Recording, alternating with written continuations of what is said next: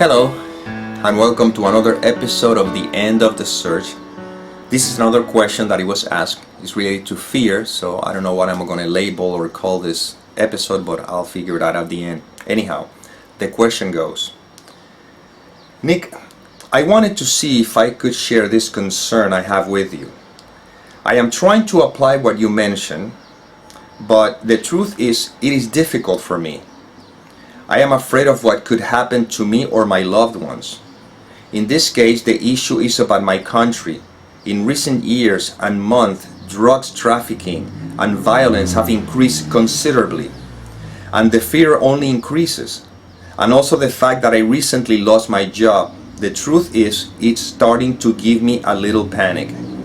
Any help is welcome. Well, I'm going to share with you what I answered in writing, and then if I have something to add, I'll add it. And I said, or Life Through This Instrument said, the question I would ask you is, do you have any control over the drug dealers or the drug trafficking? If the answer is yes, then do something about it. But if the answer is no, then there is nothing you can do about it. That problem is solved. The second question I asked you is, can you do anything about your job situation? If the answer is yes, then do something about it. If the answer is no, then nothing can be done about it. Now, what I want you to notice is that the fear and panic you have has nothing to do with drug dealers or job loss. It has to do with a thought about a possible future that you are nurturing. If you don't identify with the thought, you are living the present experience in peace. That is the actual work being done here. You are now using all these experiences as opportunities to completely surrender and not identify with the mind. That's the exercise you would have to do so that your experience dictates the fact that you have no control over life and that in turn it is living itself. This requires trust and a deep desire for peace above all else. The question is, do you desire that peace, or do you prefer to continue holding on to your sense of identity? And let's be careful here. When I say if you desire that peace, I am not talking about escaping suffering or covering emotions or anything like that. I'm talking about a deep desire for truth, capital T. All the events in your life are leading you to make that most important decision.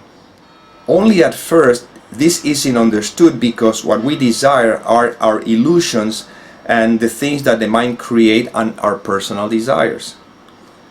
And all these situations invite us to begin to question who we really are. That is in reality the message life is leading me to share. You're speaking to me from your position as an individual. I invite you to begin to examine whether that quote-unquote individual you think you are is who you really are. That is, in fact, the basis of my message. So, if you're ready for it, then observe how identification with thoughts is the cause of all suffering. And this is not theory, this is a fact. Put it to the test right now. If you breathe deeply and remember that nothing means anything, you have access to underlying peace. And again, it would be a question of whether that is what you truly desire. So, in a nutshell, what I'm pointing to is that the person is so concerned about thoughts that the mind comes up about the future, what could happen to him. First and foremost, because the person is so identified with the sense of identity, which is a thought, by the way, and from there is where the questions arises, you see. If you simply know that you are because you have done the investigation, then there's need not to be concerned. You simply are, and these thoughts may appear because, I don't know, you hear them and the news talks about all this stuff. But the question is, are these drug dealers in your house right now putting a gun in your head telling you, ask this question or look what could happen to you? No, these are just thoughts, you see. But again, these are thoughts that happens as a way to protect the sense of identity. So as you said at the very beginning, I was very practical. Look, can you do something about them? If you can, then do something about it. If you cannot, then there's nothing to be done about it. And then about the job loss, the same thing. Losing a job means that job is being lost. That's all. Doesn't mean anything. But the mind begins to project of what could happen if, or what's going to happen if. And I said again, can you do something about it? If you can, do something about it. If you cannot do anything about it, there's nothing you can do about it. See, we're not trying to pretend nothing is happening in the sense of hiding from responsibility or so. We're just pointing to the fact that you are, and when you know that you simply are, and that life is the one living you, even the weight of thinking, can I do something about it? Am I going to do something about it? Even that falls by the wayside, because in the end, I'm not going to do what I think I should do. I'm going to do whatever life wants me to do. And when the investigation is done and I'm crystal clear that I am, then yes, jobs are lost and jobs are gained, but you know that right now you have what you need for this moment. Give us today our daily bread. This is very important, because right now you have whatever you need for this moment.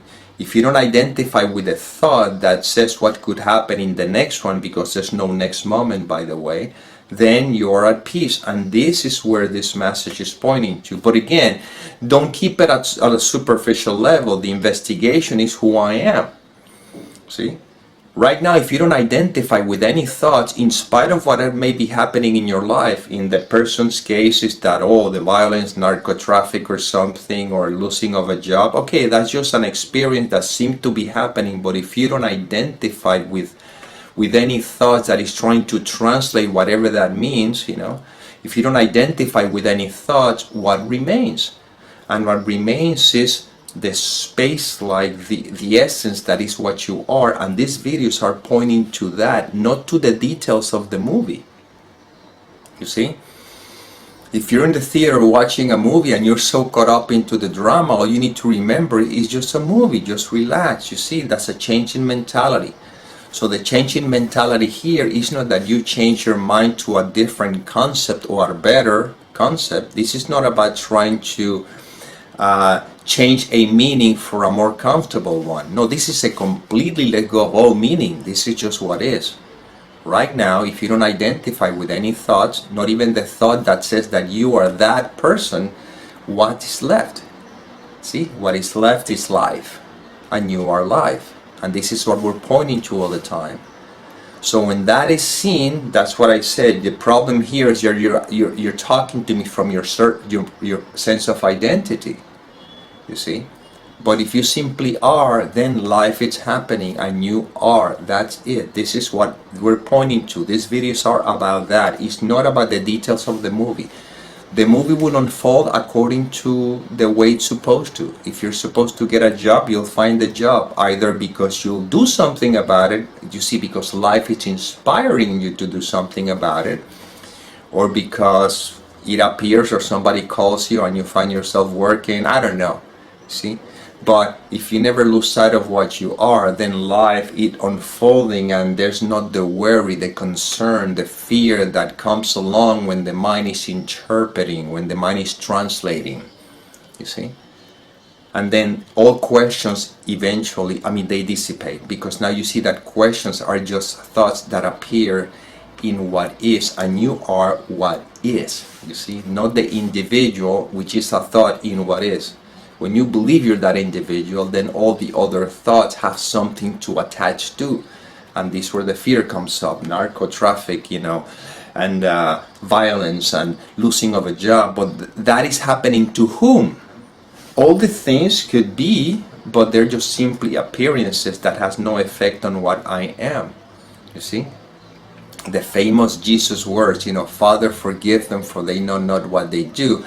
Within the world of illusion, it's a way of saying is that they don't realize that I am a projection, and they are attacking themselves because they think that I am someone that they can judge, but they're really looking at their own judgments, and instead of healing that and ready to know that they are the essence, the love that we are, the whatever you want to call it, which has no name, they're believing they're separate entities, and now they're projecting all their fear onto me. You see, they don't realize that all that they're projecting onto me is that what is in them, but they cannot see it.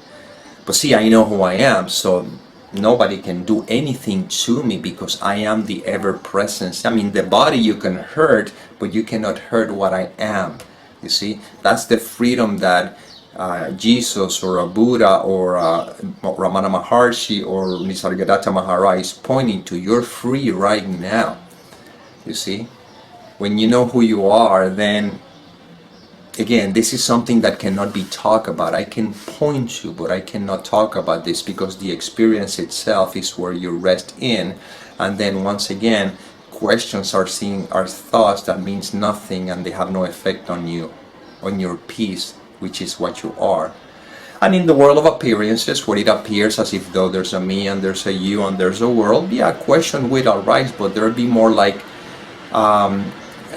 functional questions, you know. By the way, Nick, how do I get to the supermarket? Okay, walk 2 blocks and then make a left. You see, these are functional questions.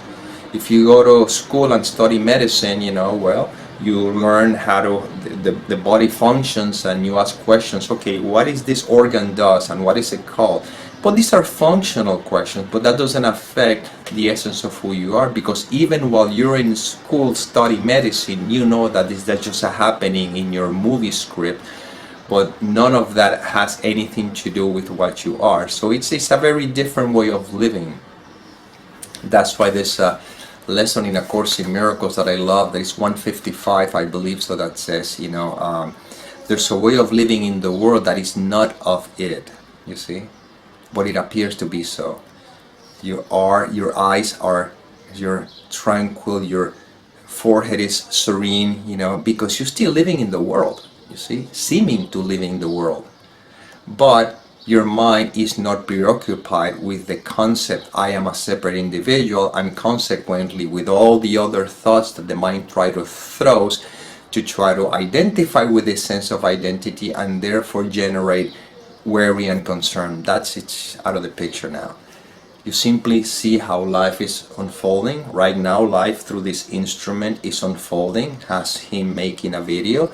It seems as though there's a you who's listening to it or watching it. It doesn't matter. It's just what happens, and it means absolutely nothing, because I am. See, you are, I am, life is, and that's all there is. Well, this is the inspiration that came through this instrument. I hope it served. And as always, may peace permeate the mind so that love can be extended.